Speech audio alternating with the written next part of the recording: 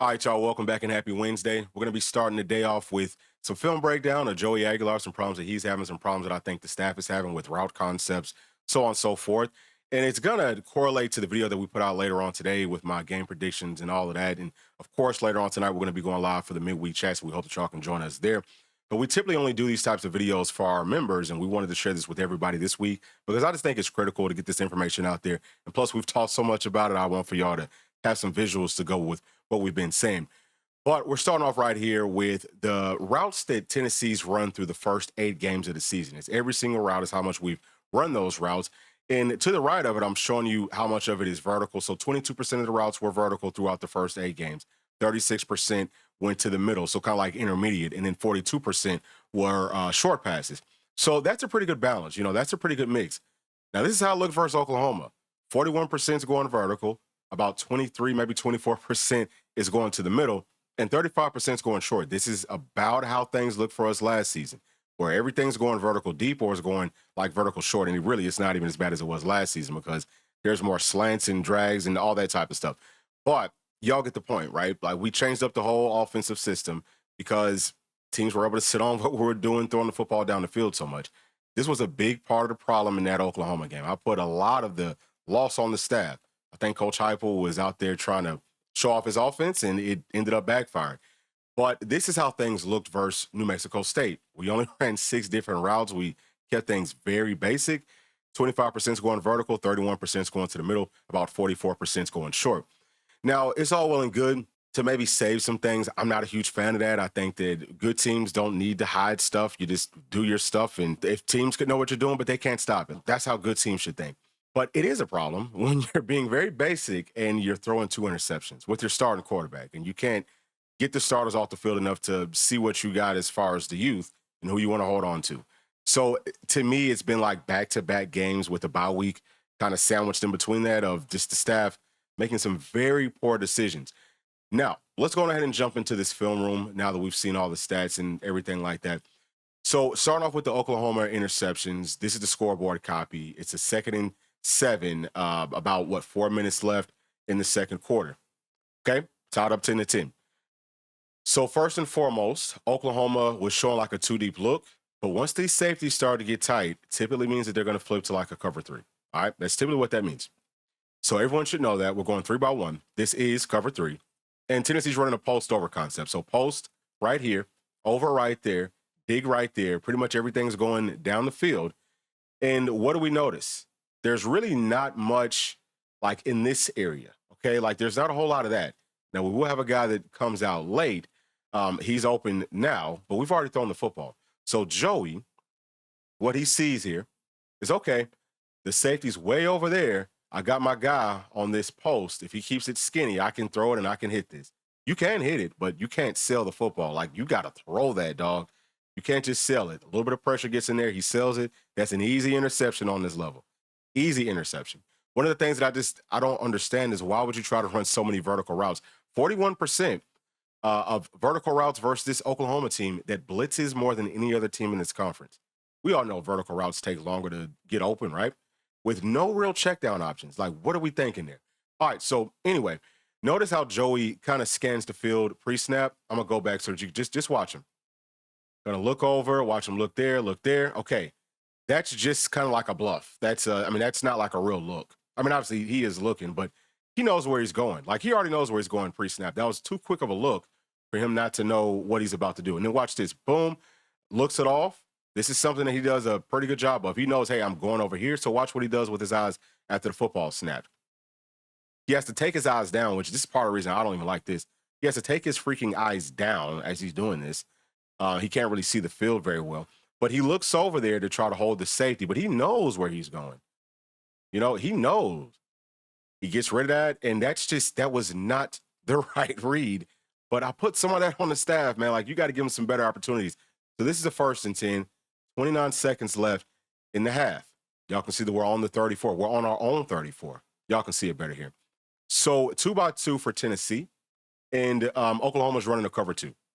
So you could call this shells or whatever you want to call it. There's nothing open down the field. You see how they're sinking, right? See how it's all pretty much covered up. Now, this actually, if this was more of like a dig, you might be able to hit this. But that's not even the route that he's running, okay? right here, we do have a guy that's open. The football's already been thrown, though. All right. Football's already been thrown. Boom. At this point, really what Joey should have done is he should have seen, okay, they're all playing deep. It's 4 pretty much vertical routes. Let me go ahead and throw this right here, right now, so that he can go get the first down or try to get out of bounds or make something happen. Yeah, it's 30 seconds left, but you can't go get whatever this is, 60-something yards on one play. Like, Oklahoma's not going to let you do that. So I just think it was a bad play call to start off with, and it was a bad read. Now, Florida runs a whole lot of 2 deep safeties, y'all. Whole lot of this. And that's just another poorly thrown football. It's a pretty easy interception. But watch how he's looking around. Watch how he's scanning. Wasn't a whole lot of scanning. This is part of the reason I say tempo. Probably not the best thing. You're trying to catch these guys off guard. They're moving around. They're not set up. So you're thinking, okay, well, we can catch them sleeping. But not really. Like, you need to know what they're doing so that you know where to throw the football. A little bit of pressure comes, but just a really, really poor pass. We could have hit that, like I said, and that just sails, okay? So we'll go on to this one. This is obviously versus New Mexico State. It's a 2nd and 10. It's in the first quarter. The ball's on the 47. It's on our 47. So we're like right at midfield. Okay, so 2x2. And what do we have here? So it's still a lot of things going down the field. It's really not too much that's underneath like this. Yeah, you probably could have thrown this. But they're running cover 3 on defense. We only have 3 people going down the field, but they're all going deep. So you're just like running right into the coverage. And that's based off what's called now. That's what was called. So just a really poor job from that standpoint. I just think that we haven't fully figured out how to operate a more like pro style offense. Okay, so this right here, boom.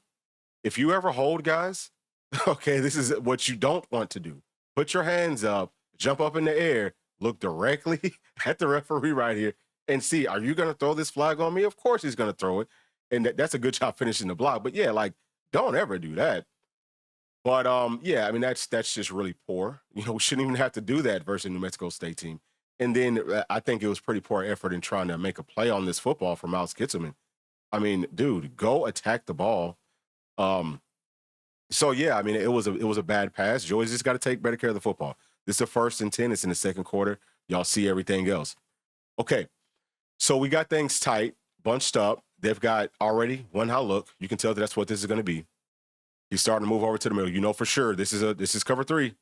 This is cover 3. So it's another post over concept. Post here, over there. But look at what Tennessee's doing, y'all. We're now utilizing more people out on routes. It's not just 3. We now have 5. We got to do a lot more of this. Now, the offensive line is doing a poor job versus New Mexico State. I don't know how or why that's happening, but this was open.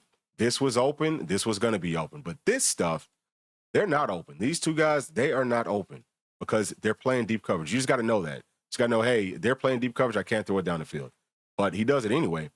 And actually, Ra on this over, he's actually open. He's actually going to pop open, but we don't have enough time for him to get to the window here, okay? So we're trying to throw it to this post, and that's just another poorly thrown football. Some of it might have been because he's getting hit as he's throwing it, but even still, Joey had people underneath that he could have thrown the football to. Now, this is where the pressure comes from. We're going to have these 2 guys right here falling all over themselves on a simple stunt, and then they trip up Wendell Moy at the same time.